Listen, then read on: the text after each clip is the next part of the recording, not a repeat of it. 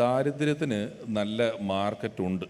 ദാരിദ്ര്യത്തിന് നല്ല മാർക്കറ്റുണ്ടെന്ന് പറയുന്നത് പല ആൾക്കാരെയും സംബന്ധിച്ചിടത്തോളം വളരെ കഷ്ടപ്പെട്ട് ധനികനായ ശേഷം വളരെ കഷ്ടപ്പെട്ട് പാവപ്പെട്ടവനായിട്ട് അഭിനയിക്കുന്ന ഒരുപാട് പേരുണ്ട്. അത് അതിനേക്കാളും കഷ്ടമാണ്.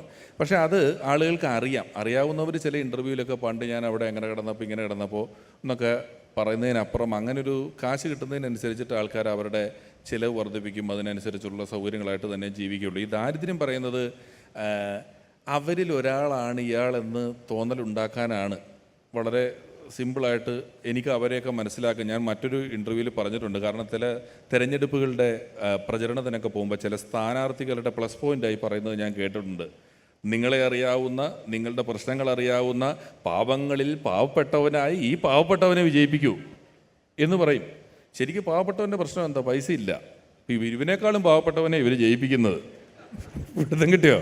പൈസ ഉണ്ടാക്കാൻ അറിയുന്നവന് വേണ്ടേ വോട്ട് ചെയ്യാൻ. പക്ഷേ നമ്മുടെ മനസ്സിൽ നമ്മുടെ പ്രശ്നം അറിയാവുന്ന നമ്മളെക്കാൾ പാവപ്പെട്ട അയ്യോ അവന് വോട്ട് ചെയ്തേക്കെന്ന് പറഞ്ഞാൽ നമുക്കൊരു സുപ്പീരിയോറിറ്റി കോംപ്ലക്സ് ചെറുതായിട്ട് കിട്ടും. ഇപ്പം നോക്കൂ, പണ്ടൊക്കെ ഞങ്ങളെ കോളേജിലൊക്കെ പല പരിപാടിക്ക് ഇനാഗുറേഷൻ വിളിക്കുമായിരുന്നു. ഇപ്പോൾ ഇനാഗുറേഷൻ ഇച്ചിരി കുറവാണ്.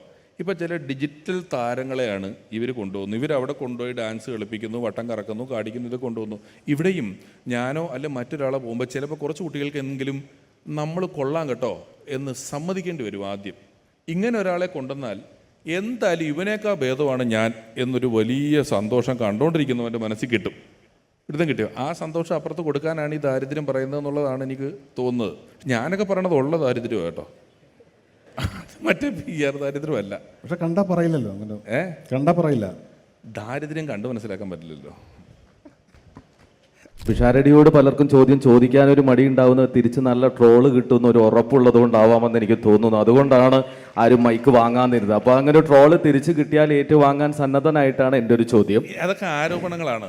എന്നെ പറ്റി മറുപക്ഷം പറഞ്ഞു വരത്തിയ സാധനങ്ങൾ മാത്രമാണ്. ഞാൻ പറഞ്ഞില്ലേ, എന്നോട് ചോദ്യം ചോദിക്കരുത്, നിങ്ങൾ ധൈര്യമായിട്ട് ചോദിക്കൂ. പിഷാരടിയുടെ പ്രോഗ്രാമുകളിൽ പിഷാരടിയെ ട്രോളാൻ വളരെ സ്വാതന്ത്ര്യം മറ്റുള്ളവർക്ക്, നമ്മുടെ കേശവൻ മാമനൊക്കെ ധാരാളമായി കൊടുത്ത് കണ്ടിട്ടുണ്ട്.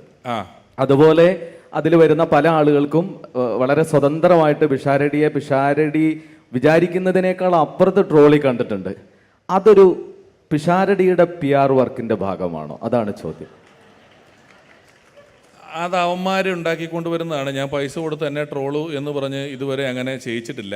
അവർക്ക് ഞാനിതിൽ വലിയ ഉപദ്രവം ഉണ്ടാക്കുന്നില്ല എന്നുള്ള ബോധ്യം വരുന്നതുകൊണ്ട് അവർ ചെയ്യുന്നതാണ്. ഏറ്റവും വലിയ സങ്കടം എന്താണെന്ന് വെച്ച് കഴിഞ്ഞാൽ, ഞാൻ പൈസ മുടക്കി ഞാൻ പ്രൊഡ്യൂസ് ചെയ്ത് എൻ്റെ മേൽനോട്ടത്തിലുള്ള ഡയറക്ടർമാർ എഡിറ്റ് ചെയ്ത് ഇങ്ങനെ വരുന്ന ടെലികാസ്റ്റ് ചെയ്ത പരിപാടിയുടെ കീഴെ ചില ദിവസങ്ങളിൽ നമ്മുടെ മുഖം കണ്ടിട്ട് പുതിയ പിള്ളേർ കയറി വരുമ്പോൾ അവൻ്റെ മുഖം കണ്ടോ എന്നൊക്കെ ഉള്ള കമൻറ്റൊക്കെ ഞാൻ കാണാറുണ്ടെന്നുള്ളതാണ്.